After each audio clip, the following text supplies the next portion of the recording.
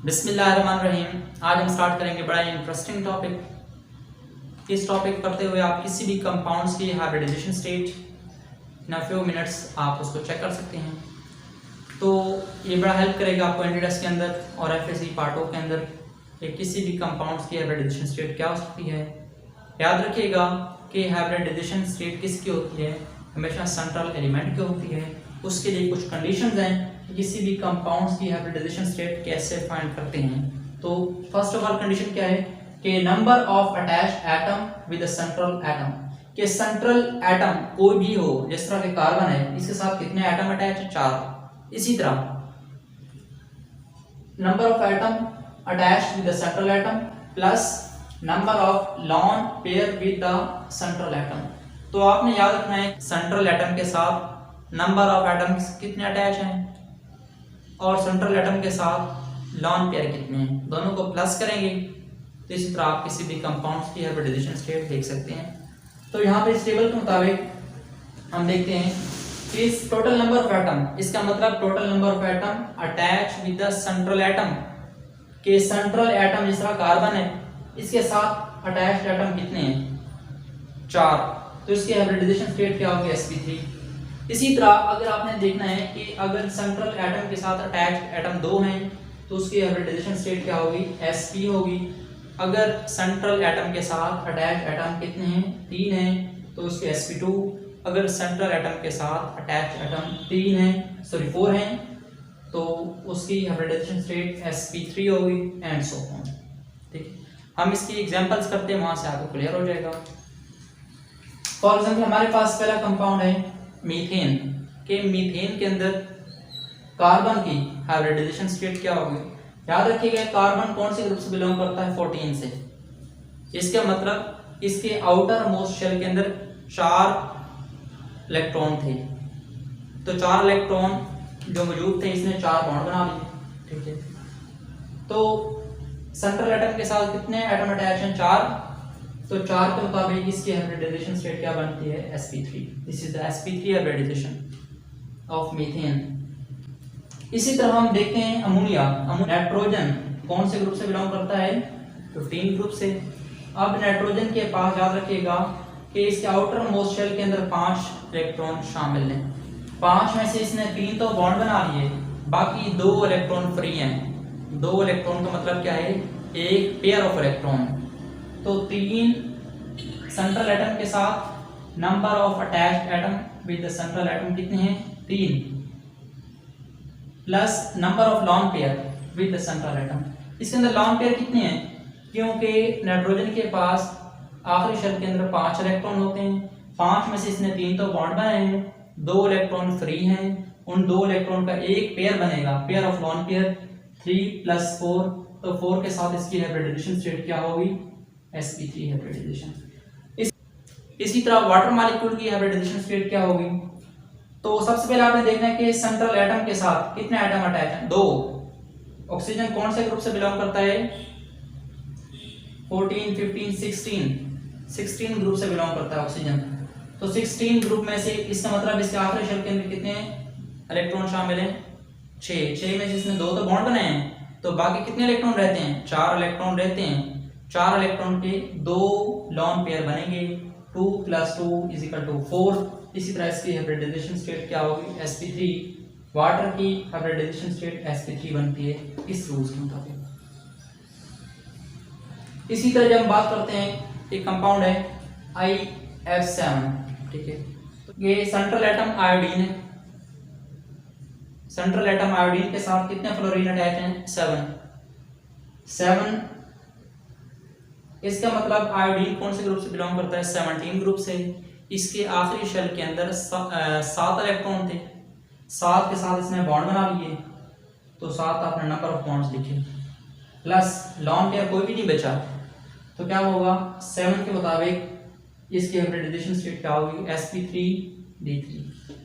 ठीक है, इसी तरह हम 5th एग्जांपल करते हैं XeF4। ठीक है, ये कौन से ग्रुप से बिलोंग करता है, Xe लास्ट ग्रुप से बिलोंग करता है, 18 ग्रुप से बिलोंग करता है। इसका मतलब इसके आखिरी शेल के अंदर टोटल कितने इलेक्ट्रॉन शामिल थे, टोटल 8 इलेक्ट्रॉन शामिल थे। 8 में से इसने एक्स ई ने 4 बॉन्ड्स बना दिए, इसका मतलब 4 इलेक्ट्रॉन अभी रहते हैं। 4 इलेक्ट्रॉन के 2 पेयर ऑफ इलेक्ट्रॉन बचते हैं, ठीक है, 2 पेयर ऑफ इलेक्ट्रॉन बनेंगे। तो 4 + 2 कितना बनेगा, ठीक है, 4 और 2 कितने बनेंगे, 6। तो 6 के मुताबिक यहाँ से देखें इसकी हाइब्रिडाइजेशन स्टेट क्या होगी, sp3 and d2। पास इस एग्जांपल नंबर 6 XeO3, इसकी हाइब्रिडाइजेशन स्टेट क्या होगी, ठीक है। Xe कौन से ग्रुप से बिलोंग करता है, 8वें ग्रुप से, ठीक है। इसने 3 बॉन्ड बनाए हैं ऑक्सीजन के साथ। तो इसी तरह Xe एक ऑक्सीजन के साथ Xe 2 बॉन्ड बनाता है। तो यहाँ पर Xe के साथ कितने ऑक्सीजन अटैच है, 3। तो यहाँ पर गौर करें, Xe एक ऑक्सीजन के साथ 2 बॉन्ड बना रहा है, तो कितने ऑक्सीजन है, 3। 3 के साथ कितने बॉन्ड बनाएगा, 6, ठीक है। तो 6, क्योंकि ये आखिरी ग्रुप से बिलोंग करता है, इसके आखिरी शेल के अंदर 8 इलेक्ट्रॉन शामिल हैं, 8 में से 6 तो बॉन्ड बना रहा है, ठीक है। तो उसके बाद बाकी कितने बचेंगे, 2, 3 बॉन्ड्स और 2 lone pair is equal to 5 के मुताबिक इसके हाइब्रिडाइजेशन स्टेट sp3d बनेगी। इसी तरह XeO4 सेंट्रल एटम के साथ कितने एटम्स अटैच हैं, 4 और 1 5 और 1 लॉन पेयर, ठीक है। 1 लॉन पेयर कैसे बनेगा, क्योंकि Xe कौन से ग्रुप से बिलोंग करता है, Xe 18 ग्रुप से बिलोंग करता है। इसके आखिरी शेल के अंदर कितने इलेक्ट्रॉन होंगे, 8 में से 5 तो बॉन्ड बना रहे हैं, और एक Xe ऑक्सीजन के साथ 2 बॉन्ड बनाता है, ठीक है। तो 5 और 2 बॉन्ड ऑक्सीजन के साथ 7 हो गए, बाकी 1 क्या बनेगा, पेयर ऑफ इलेक्ट्रॉन बचेगा। तो ये टोटल कितने बनेगा, 5 और 1 6। इसी तरह 6 के मुताबिक हाइब्रिडाइजेशन स्टेट sp3d2। इसी तरह जब हम Xe की बात करते हैं, XeO2 and F2, ये बहुत ही डिफिकल्ट एग्जांपल्स हैं, ठीक है। तो 1 बाय 1 आप करने का मकसद ये था ताकि आपको ये क्लियर हो जाए। कोई भी कंपाउंड आ जाए तो उसके आप हाइब्रिडाइजेशन स्टेट कैसे बता सकते हैं, ठीक है। तो सेंट्रल एटम Xe के साथ कितने एटम अटैच हैं, 2 हैं, XeO2 and F2। इसके आउटर मोस्ट शेल के अंदर 8 इलेक्ट्रॉन थे, 8 में से कितने बॉन्ड बन रहे हैं, 2 और 2 4 बॉन्ड बन रहे हैं। बाकी कितने बनेंगे इलेक्ट्रॉन, कितने बचेंगे, 4 बाकी बचेंगे। एक Xe एक ऑक्सीजन के साथ 2 बॉन्ड बनाता है, तो बाकी 2 इलेक्ट्रॉन बनेंगे, 2 इलेक्ट्रॉन जो से बचेंगे उसका 1 लॉन पेयर बनेगा। इस तरह 4 और 1 5, ठीक है। 5 के साथ इसकी हाइब्रिडाइजेशन स्टेट sp3d बनेगी, ठीक। इस तरह SF6 सल्फर कौन से ग्रुप से बिलोंग करता है, 6 ग्रुप से बिलोंग करता है। इसके आखिरी शेल के अंदर 6 इलेक्ट्रॉन थे, 6 में से 4 ये बॉन्ड बना रहा है, ठीक है। तो 4 यहाँ पर आ गए, बाकी 2 इलेक्ट्रॉन बचेंगे, उस 2 इलेक्ट्रॉन का 1 लॉन पेयर बनेगा, 4 और 1 5। इसकी हाइब्रिडाइजेशन स्टेट sp3d बनेगी। तो सबसे पहले आपने इजीएस्ट एग्जांपल की मीथेन की हाइब्रिडाइजेशन स्टेट। तो आपने सबसे इंपॉर्टेंट बात जो याद रखनी है कि सेंट्रल एटम के साथ नंबर ऑफ एटम कितने अटैच हैं और लॉन पेयर कितने अटैच हैं, दोनों को प्लस करेंगे, उसके इस टेबल के मुताबिक आप उसकी हाइब्रिडाइजेशन स्टेट फाइंड कर सकते हैं।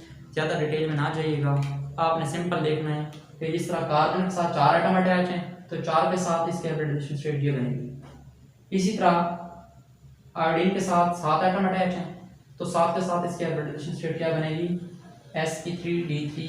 मैंने जरा एक्सप्लेन किया आपको, आप इसको डायरेक्ट भी कर सकते हैं कि किसी भी एलिमेंट के साथ जस्ट आपको इतना पता होना चाहिए कि एलिमेंट कौन से ग्रुप से बिलोंग करता है, ठीक है। उसके साथ एटम अटैच कितने हैं बस, और लॉन पेयर कितने अटैच हैं, ठीक है। इसी तरह अगर कैटाइंस की और एनाइंस की बात करें तो फिर कैसे, यहाँ देखिएगा हमारे पास एक एनाइन है SO4-2, इसकी हाइब्रिडाइजेशन स्टेट क्या होगी, ध्यान से देखिएगा जरा कि सल्फर कौन से ग्रुप से बिलोंग करता है, 16 ग्रुप से बिलोंग करता है। इसके आखिरी शेल के अंदर 6 इलेक्ट्रॉन होंगे, 6 और ये -2 ऊपर लिखा हुआ है, इसका मतलब इसने 2 इलेक्ट्रॉन गेन किए हैं, 6 और 2 8 हो गए, ठीक है। और इसके अलावा -8 इज इक्वल टू 0।